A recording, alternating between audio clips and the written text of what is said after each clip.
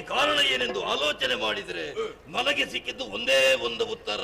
ಯಾವ ಉತ್ತರವಯ್ಯ? ಸರಿಯಾದ ಕ್ರಮ ಉದ್ದೇಶ ಇಲ್ಲದ ಭೂತ.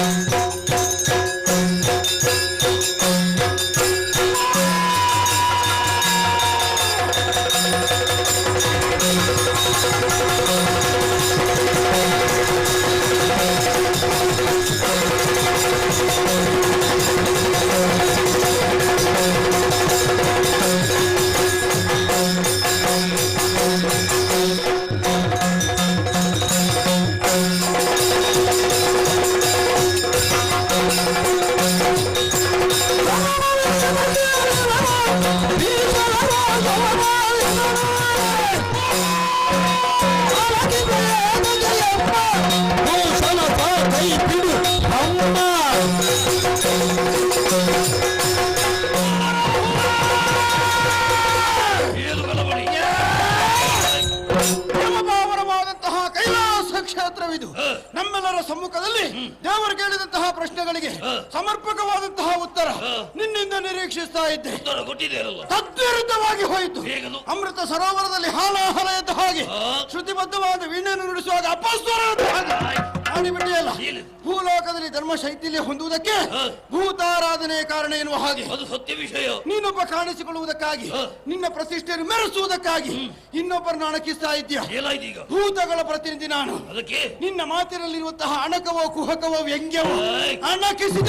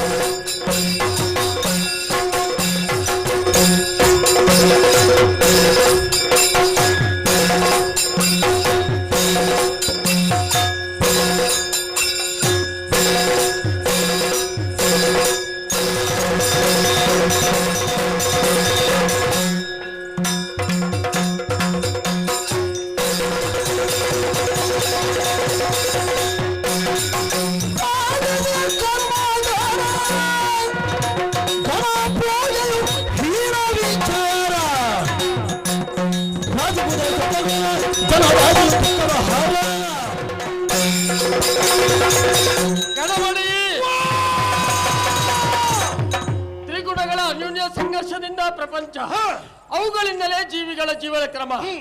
ಸತ್ವಗುಣ ಭರಿತ ಅಂತ ವ್ಯಕ್ತಿಯೊಬ್ಬ ತಾನು ಮಾಡುವಂತಹ ಸತ್ಕರ್ಮದ ಮೂಲಕ ಜ್ಞಾನವನ್ನು ಹೆಚ್ಚಿಸಿಕೊಂಡು ಭಕ್ತಿ ಮಾರ್ಗದಿಂದ ಮುಂದುವರಿತಾನೆ. ತನ್ನ ನಡೆ, ನುಡಿ, ಆಚಾರ, ವಿಚಾರ, ವ್ಯವಹಾರಗಳು ಇನ್ನೊಬ್ಬರಿಗೆ ಆದರ್ಶವಾಗಿರಬೇಕೆಂದು ಯೋಚಿಸಿ ಸತ್ಯ ಮಾರ್ಗದಿಂದ ನಡೆದರೆ ಸತ್ವಗುಣವು ಎಲ್ಲ ಕಡೆ ರಾರಾಜಿಸುವುದಕ್ಕೆ ಸಾಧ್ಯ. ಆಮೇಲೆ ತಮೋಗುಣದಿಂದ ಕ್ರೋಧ, ಕ್ರೌರ್ಯಗಳನ್ನು ಎಲ್ಲಾ ಕಡೆ ಕಾಣಬಹುದು. ಆ ಬಳಿಕ ರಾಜಸ ಗುಣ, ದಂಭ, ದರ್ಪ, ದುರಾಭಿಮಾನ, ತಾನು ತನ್ನಿಂದಲೇ ಎನ್ನುವಂತಹ ಅಹಂಕಾರ. ಕೆಲವು ಮಾನವರು ತಪ್ಪು ಹಾದಿಯಿಂದ ಮುಂದುವರಿಯುವುದಕ್ಕೆ ಕಾರಣವೇನು? ಏನು? ರಾಜಸ ಗುಣದ ಪ್ರಭಾವ ಒಪ್ಪಿಕೋ. ರಾಜಸ ಗುಣದ ಪ್ರಭಾವದಿಂದಲಾಗಿ ಮಾನವರೆಲ್ಲರೂ ತಪ್ಪಿದ್ದಾರೆ ಎನ್ನುವುದನ್ನು ಒಪ್ಪಿಕೊಳ್ಳುವುದಕ್ಕಾಗುವುದಿಲ್ಲ. ಯಾಕೆ? ದೈವಾಂಶ ಅಸುರಾಂಶಗಳ ಮಿಶ್ರ ಲಕ್ಷಣ ಮನುಷ್ಯರಾಗಿದ್ದಾರೆ. ತ್ರಿಗುಣಾತ್ಮಕವಾದಂತಹ ಪ್ರಕೃತಿಯ ಮನುಷ್ಯನಲ್ಲಿ ದೈವಾಂಶವಾಗಿ ಸೇರಿಕೊಂಡಾಗ ಅವ ಒಳ್ಳೆಯವನಾಗ್ತಾನೆ. ಅದೇ ಅಸುರಾಂಶವಾಗಿ ಸೇರಿಕೊಂಡಾಗ ಅವ ಕೆಟ್ಟವನಾಗ್ತಾನೆ. ಲೋಕದಲ್ಲಿ ಮತ್ಸ್ಯನೇ ತಲೆದೋರ್ಬದಂತಹ ಕಾರಣಕ್ಕಾಗಿ ಜ್ಞಾನಿಗಳಾದಂತಹ ಋಷಿಮುನಿಗಳೆಲ್ಲರೂ ರಾಜಸ ಗುಣವನ್ನೇ ಹೊಂದಿದ ಅರಸರ ಮೂಲಕ ಯಾಗ ಯಜ್ಞಾದಿಗಳನ್ನು ಮಾಡಿಸಿದ್ರು. ಅದರಿಂದಾಗಿ ಯಶೋವಂತರಾಗಿ ಮಾನವರು ಬದುಕ್ತಾ ಇರುವಾಗ ವ್ಯರ್ಥವಾಗಿ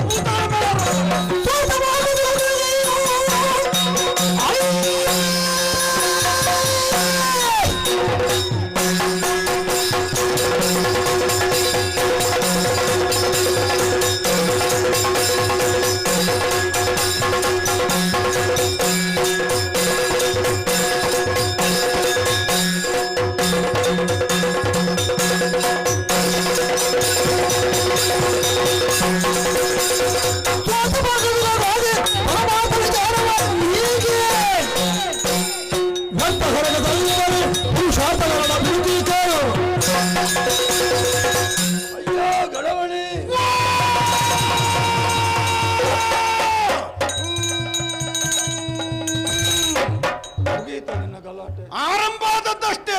ಕೆಲವರೆಲ್ಲ ಬೇಗ ಮುಗಿಬೇಕು ಅಂತ ಕಾಯ್ತಾ ಇದ್ದಾರೆ.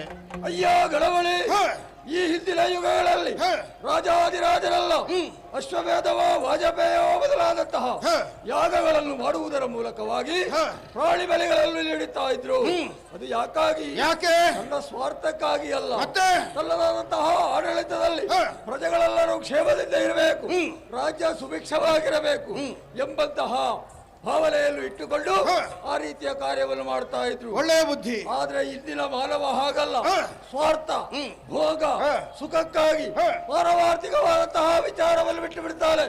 ವ್ಯರ್ಥವಾಗಿ ಭೂತಗಳಿಗೆ ಹರಕೆ ಹೇಳುವುದು. ಭೂತಗಳಿಗೆ ಹರಕೆ ಹೇಳುವಂತಹ ಒಳ್ಳೆಯ ಗುಣ ಮಾನವರಲ್ಲಿ ಉಂಟು ಅಂತ ಆಯ್ತಲ್ಲ, ನಿನಗೇನು ನಷ್ಟ? ಒಳ್ಳೆಯ ಗುಣದಿಂದ ಹರಕೆ ಹೇಳುವುದು, ಕೆಟ್ಟ ಭಾವನೆಯನ್ನು ಮನಸ್ಸಿನಲ್ಲಿ ಇಟ್ಟುಕೊಂಡೇ ಹರಕೆ ಹೇಳುವುದು. ಅದು ಹೇಗೆ? ಊರಿನಲ್ಲೊಬ್ಬ ಕೃಷಿಕ ಇರ್ತಾನೆ, ಬೆಳೆಯನ್ನು ಚೆನ್ನಾಗಿ ಬೆಳೆಯುತ್ತಾನೆ. ಬೆಳೆ ಚೆನ್ನಾಗಿ ಬಂದಾಗ ಮತ್ತೊಬ್ಬ ವಸ್ತ್ರ ಪಟ್ಟು ಬೆಳೆ ನಾಶವಾಗಲಿ ಎಂಬುದಾಗಿ ಹರಕೆ ಹೇಳುವುದು. ಸಿರಿವಂತನವರು ಇರ್ತಾನೆ, ಬೇಕಾದಷ್ಟು ಸಂಪತ್ತನ್ನು ಕ್ರೋಢೀಕರಿಸಿಕೊಂಡಿರ್ತಾನೆ, ಅವನ ಸಂಪತ್ತು ನಾಶವಾಗಲಿ ಎಂಬುದಾಗಿ ಹರಕೆ ಹೇಳುವುದು. ಯಾವುದಕ್ಕಾದ್ರೂ ಒಂದು ಹರಕೆ ಹೇಳ್ತಾರ ಇಲ್ವಾ? ಹರಕೆ ಹೇಳುವುದು ಮಾತ್ರ. ಕಾರ್ಯ ಸಾಧನೆಯಾದ ಮೇಲೆ ಹರಕೆಯನ್ನು ಭೂತವೆಲ್ಲ ಮರೆತು ಬಿಡ್ತಾರೆ. ಹರಕೆಯನ್ನು ಸಲ್ಲಿಸದೇ ಇದ್ರೆ ಭೂತಗಳ ಪೆಟ್ಟು ಬೀಳ್ತವೆ ಅವನಿಗೆ. ಬಿದ್ದ ಮೇಲೆ ಗೊತ್ತಾಗುವುದು. ಅವನ ಕುಟುಂಬ ಪರಂಪರೆಗೆ ಭೂತದ ಬಾಧೆ ಬಿಟ್ಟು ಹೋಗುವುದಿಲ್ಲ, ಹುಚ್ಚರ ಹಾಗೆ ತಿರುಗಾಡ್ತಾ ಇರ್ತಾರೆ. ಆಮೇಲೆ ಮಾನವರಾದವ ತನ್ನ ಜೀವನದಲ್ಲಿ ರೂಢಿಸಿಕೊಳ್ಳಬೇಕಾದಂತಹ ಪುರುಷಾರ್ಥಗಳು 4: ಧರ್ಮ, ಅರ್ಥ, ಕಾಮ, ಮೋಕ್ಷ. ಧರ್ಮವನ್ನು ಮಾಡುವುದಿಲ್ಲ, ಮೋಕ್ಷ ಪಡೆಯುವಂತಹ ಸಾಧನವನ್ನು ಕೈಗೊಳ್ಳುವುದಿಲ್ಲ. ಅರ್ಥ ಕಾಮಗಳ ದಾಸರಾಗಿ ಮಾನವರೆಲ್ಲರೂ ಜೀವಿಸುವ ಕಾರಣವೇ ಧರೆಯಲ್ಲಿ ಧರ್ಮನಾಶವಾಗಿದೆ.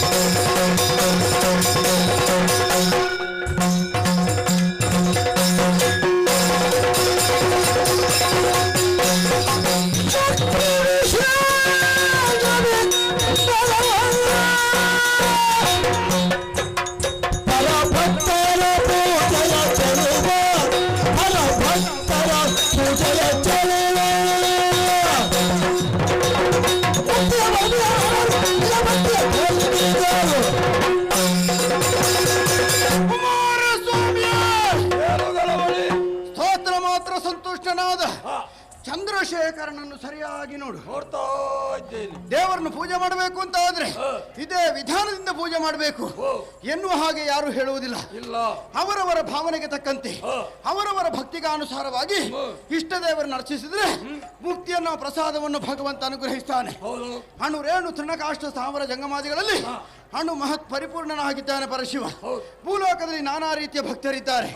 ಗಣೇಶರನ್ನು ಆರಾಧಿಸುವಂತಹ ವರ್ಗ ಗಣಪತಿಯರು, ಶಿವನನ್ನು ಆರಾಧಿಸುವವರು ಶೈವರು, ವಿಷ್ಣುವನ್ನು ಆರಾಧಿಸುವವರು ವೈಷ್ಣವರು, ಶಕ್ತಿ ದೇವಿಯನ್ನು ಪೂಜೆ ಮಾಡುವವರು ಶಾಕ್ತೇಯರು, ಬೇರೆ ಬೇರೆ ಪಂಥದವರಿದ್ದಾರೆ. ಯಾರು ಯಾವ ದೇವರನ್ನು ಅರ್ಚಿಸಿದ್ರು ಅದು ಭಗವಂತನಿಗೆ ಪ್ರೀತ್ಯರ್ಥವಾಗ್ತದೆ. ನೀನು ದೇವರ ಸನ್ನಿಧಾನದಲ್ಲಿ ಎಷ್ಟು ವರ್ಷ ಆಯ್ತಾ? ಬಹಳ ಕಾಲದಿಂದ ಇದ್ರೆ ಸಾಲದು. ಕಲ್ಲು ಎಷ್ಟೇ ವರ್ಷಗಳವರೆಗೆ ನೀರಿನಲ್ಲಿದ್ದರೂ ಅದು ಮೃದುವಾಗುವುದಿಲ್ಲ. ಕತ್ತೆಯ ಬೆನ್ನಿಗೆ ಗಂಧದ ಮೂಟೆ ಹೊರಿಸಿದ್ರು ಕತ್ತೆಗೆ ಗಂಧದ ಪರಿಮಳ ಗೊತ್ತಾಗ್ತದ? ತಿಳಿದುಕೊಳ್ಳುವುದಕ್ಕಾಗೋದಿಲ್ಲ. ಇದು ಯಾರಿಗೆ ಹೇಳಿದ ಗೊತ್ತಾಯ್ತಾ? ಇದು ನಿನಗೆ ಹೇಳಿದ.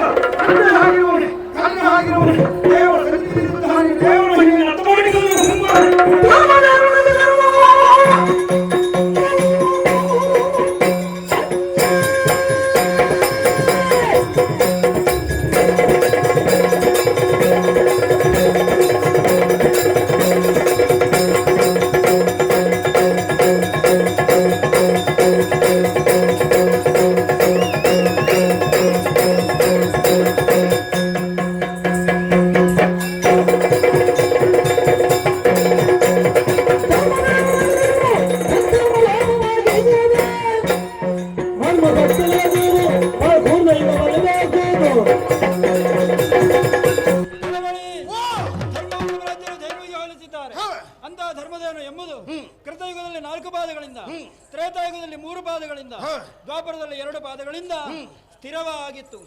ಈ ಕಲಿಯುಗಕ್ಕಾಗುವಾಗ 1 ಪಾದ ಊರಿ ನಿಲ್ಲಬೇಕಿತ್ತು. ಏನಾಗಿದೆ? ಅದಕ್ಕೂ ಅಸಾಧ್ಯವಾಗಿದೆ. ಕಾರಣ ಏನು? ಮನುಜರೆಲ್ಲರೂ ದುಷ್ಕರ್ಮ ನಿರತರಾಗಿದ್ದಾರೆ. ಸತ್ಕರ್ಮ ಲೋಪವಾದ ಕಾರಣವೇ ಕರ್ಮಲೋಕದಲ್ಲಿ ಧರ್ಮಗ್ಲಾನಿ ಆಯಿತು.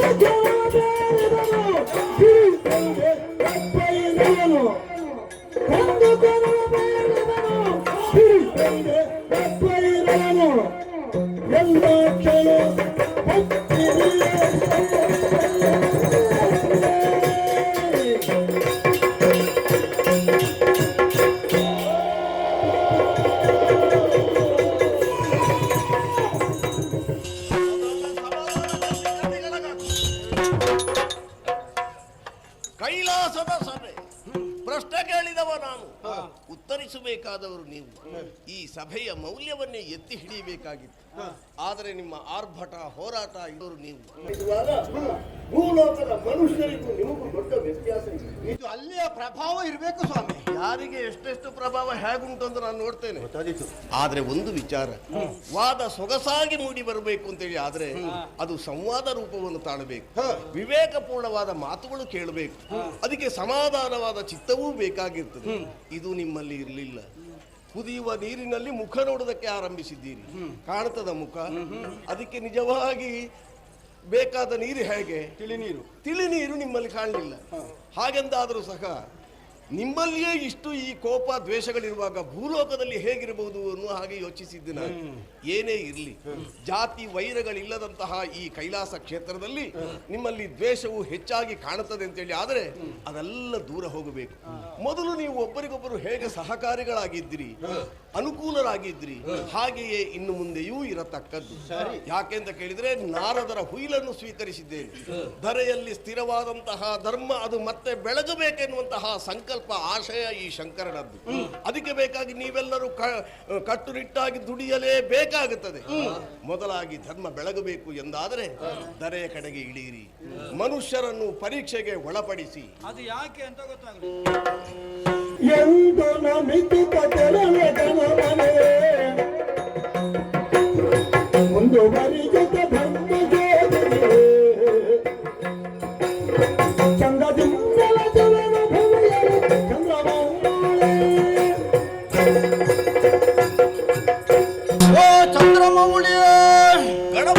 ಪಾದಾರವಿಂದಗಳಿಗೆ ಪ್ರಣಾಮವನ್ನು ಸಲ್ಲಿಸ್ತಾ ಇದ್ದೇನೆ.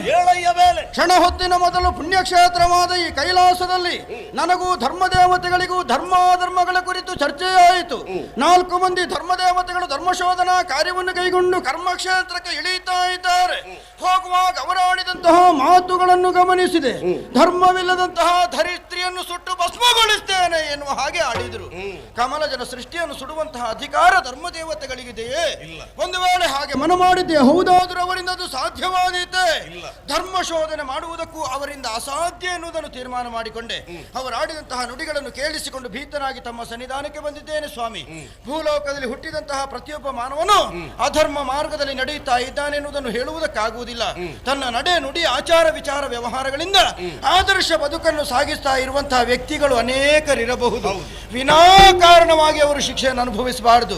ಹೋದಂತಹ ಧರ್ಮದೇವತೆಗಳಿಂದ ಯಾವುದೇ ಒಂದು ರೀತಿಯ ಅನಾಹುತಗಳಾಗಬಾರದು. ಹಾಗಾಯಿತು ಅಂತಾದ್ರೆ ಈ ಕ್ಷೇತ್ರಕ್ಕೆ ಕೆಟ್ಟ ಹೆಸರು ಬರ್ತದೆ ಸ್ವಾಮಿ. ಹಾಗಾಗಿ ಅವರಿಗಿಂತಲೂ ಹೆಚ್ಚಿನ ಹೊಣೆಗಾರಿಕೆಯಲ್ಲಿ ಧರ್ಮ ಶೋಧನೆಗೆ ನಾನು ಹೊರಟು ನಿಂತಿದ್ದೇನೆ. ಕಳುಹಿಸಿಕೊಡುವಿರಾ? ಗಣಮಣಿಯ ದೇವ ಮಂಜುನಾಥ ಸ್ವಾಮಿಯ ಪ್ರಧಾನ ಸೇವಕ ನಿನ್ನ ಮಾತುಗಳನ್ನು ಕೇಳಿಸಿಕೊಂಡೆ. ಆದ್ರೆ ಒಂದು ವಿಷಯ, ಏನು? ನಿನ್ನನ್ನೇ ಕಳುಹಿಸಿಕೊಡಬೇಕೆನ್ನುವಂತಹ ಸಂಕಲ್ಪವನ್ನು ನಾನು ತಳಿಲಿಲ್ಲ. ಧರ್ಮದೇವತೆಗಳು ಇಳಿದು ಹೋಗಿದ್ದಾರೆ ಧರ್ಮವನ್ನು ರಕ್ಷಿಸುವಲ್ಲಿಯೋ ಬೆಳೆಸುವಲ್ಲಿಯೋ. ಆದ್ರೆ ನೀನು ಹೊರಟು ನಿಲ್ಲುತ್ತೀನಿ ಆದ್ರೆ ನಿನ್ನ ಉತ್ಸಾಹದ ಚಿಲುಮೆಗೆ ನಾನು ಭಂಗವನ್ನು ಉಂಟು ಮಾಡುವುದಿಲ್ಲ. ಹೋಗು, ನೀನು ಧರೆಯ ಕಡೆಗೆ ಹೋಗ್ತೇನೆ. ಹಾಗೆಂದಾದರೂ ಸಹ ಮನುಷ್ಯರನ್ನು ಪರೀಕ್ಷೆ ಮಾಡು. ಯಾವ ಆತರಲ್ಲಿ ಭಕ್ತಿ, ಗುರು ಹಿರಿಯರ ಸೇವೆಯಲ್ಲಿ ಆಸಕ್ತಿ, ಧರ್ಮದಲ್ಲಿ ನಿಷ್ಠೆ, ಸತ್ಯದಲ್ಲಿ ನಂಬಿಕೆ, ಇಂತಹ ಸತ್ಪ್ರಭಾವದ ಸದ್ಗುಣಗಳನ್ನು ಮೈಗೂಡಿಸಿಕೊಳ್ತಾನೋ ಅಂತಹ ಸಲ್ಲಕ್ಷಣವಂತರನ್ನು ಪರೀಕ್ಷಿಸು. ಸರಿ, ನಿನ್ನ ಪರೀಕ್ಷೆಯಲ್ಲಿ ಅವ ತೇರ್ಗಡೆ ಹೊಂದಬೇಕು. ಆಗಲೇ ಧರ್ಮಾಧಿಕಾರಿಯನ್ನಾಗಿ ನಿಯೋಜಿಸುವುದಕ್ಕೆ ಸಾಧ್ಯವಾಗುತ್ತದೆ. ಒಳ್ಳೆಯದು. ಆದ್ದರಿಂದ ತಡ ಮಾಡಬೇಡ. ಹೋಗ್ತೇನೆ ಸ್ವಾಮಿ. ಯಾವಾಗ ಕಳುಹಿಸಿಕೊಡ್ತೀರಿ ಅಂತ ಕಾಯ್ತಾ ಇದ್ದೇನೆ ನಾನು. ನಿನ್ನ ಉತ್ಸಾಹ ನನಗೆ ಗೊತ್ತಾಗುತ್ತದೆ. ಇದು ಕೈಲಾಸ ಕ್ಷೇತ್ರ ಅಲ್ವಾ? ಹೌದು. ಆದ್ರೆ ಇದೇ ರೂಪದಲ್ಲಿ ಇಳಿತೀಯ ನೀನು ಕೆಳಗೆ? ಅಲ್ಲಿಗೆ ಹೋಗುವ ಹೀಗೆ ಬೇಡುವ? ಈ ದಿವ್ಯಾಕಾರವನ್ನು ಕಾಣುವ ಚೈತನ್ಯ ಮನುಷ್ಯನಿಗಿಲ್ಲ. ಆದ್ರಿಂದ ಮಾರುವೇಷ ಅನ್ನುವುದು ಅತಿ ಅಗತ್ಯ. ನಿನ್ನ ಆ ಮಾರು ರೂಪವನ್ನು ಧರ್ಮದೇವತೆಗಳಿಗೂ ಗುರುತು ಹಿಡಿಯುವಲ್ಲಿ ಹಿಂದುಳಿಬೇಕು. ಏನು ಅಷ್ಟು ಪ್ರಯತ್ನ ಮಾಡಬೇಕು. ಅಲ್ಲಿಗೆ ಮುಗಿಸುವುದಿಲ್ಲ. ನಿನಗೆ ಇದು ಕೈಲಾಸ ಅಂತ ಗೊತ್ತುಂಟೋ ಇಲ್ವೋ? ಗೊತ್ತಿದೆ. ಏನು ನಿನ್ನ ಆರ್ಭಟ ಆಗ ಕೇಳಿದ್ದು? ಸ್ವಾಮಿ, ಇಷ್ಟರವರೆಗೆ ನಾನು ಆರ್ಭಟಿಸಲಿಲ್ಲ.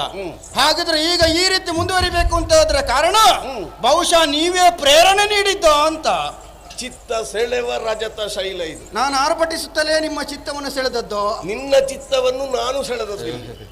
ಯಾಕೆ ಬೇಕಾಗಿ? ಯಾಕೆ? ಧರ್ಮವನ್ನು ರಕ್ಷಿಸುವಲ್ಲಿ ಸಕ್ರಿಯರಾಗಿರಬೇಕಾದ್ದು ಧರ್ಮದೇವತೆಗಳು.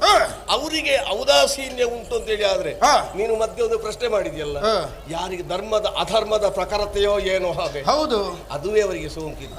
ಅವರು ಜಾಗೃತರನ್ನಾಗಿಸಬೇಕು ಎಂದಾದ್ರೆ ನಿನ್ನನ್ನು ಮಾಧ್ಯಮವನ್ನಾಗಿ ಬಳಸಿಕೊಂಡದ್ದು. ನಿಮ್ಮ ಪ್ರತಿನಿಧಿಯಾಗಿ ಮುಂದುವರಿಯಬೇಕೆನ್ನುವಂತಹ ಸಂಕಲ್ಪ ತಾನೇ ಸತ್ಯವೇ. ಅದನ್ನು ಸತ್ಯಗೊಳಿಸುವಲ್ಲಿ ಶ್ರಮಿಸ್ತೇನೆ ಸ್ವಾಮಿ ನಾನು. ಆ ನಿನ್ನ ಶ್ರಮ ಸಾರ್ಥಕ್ಯವನ್ನೇ ಕಾಣು. ಧನ್ಯೋಸ್ಮಿ. ಮೃತ್ಯುಂಜಯ ನೀಲಕಂಠಾಯ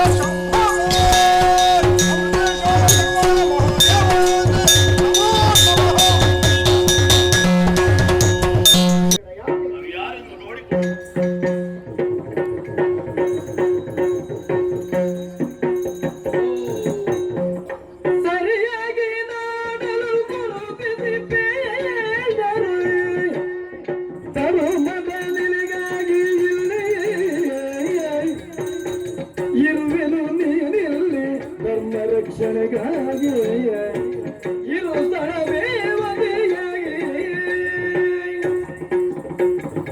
ಧರ್ಮದೇವತೆಗಳೇ, ಈಗಲಾದರೂ ನಾನು ಯಾರೆನ್ನುವಂತಹ ಸತ್ಯತೆಯನ್ನು ಅರಿತುಕೊಂಡಿರಲ್ಲ.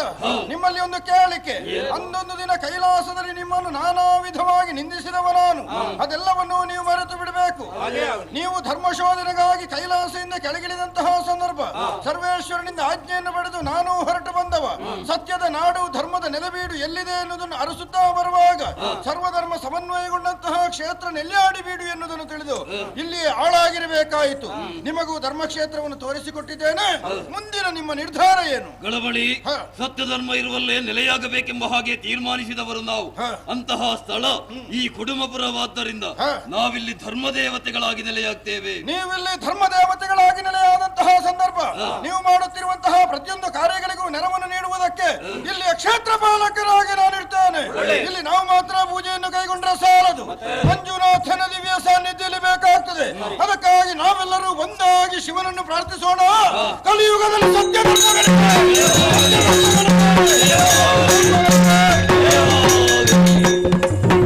ನನ್ನ ಭೀಕರಾಕೃತಿಯನ್ನು ಕಾಣುವ ಸಾಮರ್ಥ್ಯ ತಮ್ಮ ಕಣ್ಣುಗಳಿಗಿದೆಯೇ? ಹೇಗೂ ಅನುಗ್ರಹ ಮಾಡ್ಲಿಕ್ಕಾಗಿ ಬಂದವ ತಾನೆ, ನೋಡಿಯೇ ನೋಡ್ತೇನೆ. ದಿವ್ಯ ಚೇತನವನ್ನು ಕಣ್ಣುಗಳಿಗೆ ಕೊಟ್ಟಿದ್ದೇನೆ, ನೋಡಿ.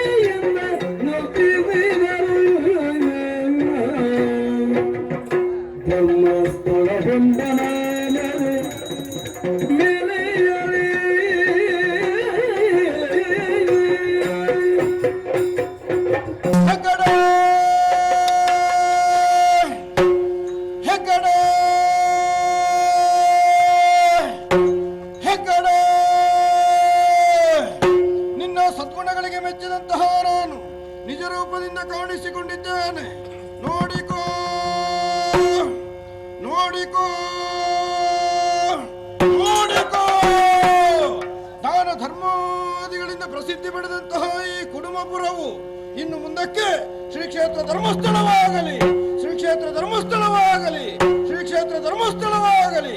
ದಾನ ಧರ್ಮಾದಿಗಳು ಈ ಸ್ಥಳದಲ್ಲಿ ಕ್ರಮವಾಗಿ ನಡೆಯುತ್ತಾ ಬರಬೇಕು.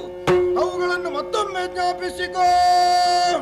ಅನ್ನದಾನ, ಎಣ್ಣೆದಾನ, ವಸ್ತ್ರದಾನ, ವಿದ್ಯಾದಾನ, ಔಷಧಿ ದಾನ, ಅಭಯದಾನವೇ ಮೊದಲಾದವುಗಳನ್ನು ಕ್ರಮವಾಗಿ ನಡೆಸಿಕೊಂಡು ಬರಬೇಕು. ಸಂಪತ್ತಿನ ಕೊರತೆಯುಂಟಾದಲ್ಲಿ ದೇವಸ್ಥಾನದ ಮಡಗುದಿಕ್ಕಿನ ಬಾಗಿಲನ್ನು ತೆರೆದಿರಿಸು. ನೇಮ ನಡಾವಳಿಗಳ ಮೂಲಕ ಭಕ್ತಾದಿಗಳಿಂದ ಸಂಪತ್ತನ್ನು ಹೆಚ್ಚಿಸಿಕೊಡುತ್ತೇನೆ.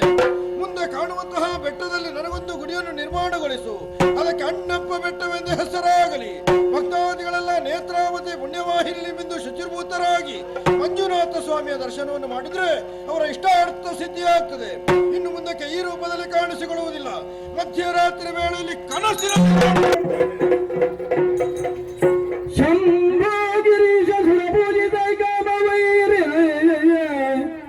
ಗೌರೀಶ ಶಂಕರ ಮಹೇಶ್ವರ ವಿಶ್ವಗೆ ಧರ್ಮಸ್ಥಳೇಶ ಸಕಲೇಶ ದಯಪ್ರಯೋಧೇ ಶ್ರೀ ಮಂಜುನಾಥನಿತರ ಗುರುಮಂಗಲಮೇ ಶ್ರೀ ಮಂಜುನಾಥ ಅಭಯಹಸ್ತ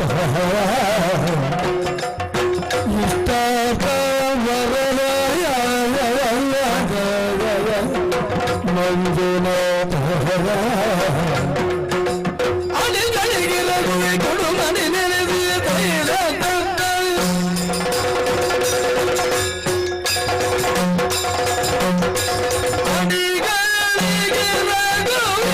ಕೊಡುಮನೆ ನೆಲೆಸಿದೆ ಬಿಡದೆ ಶರಣರ ಬರೆಯುವ ದಾರ ಅನೆ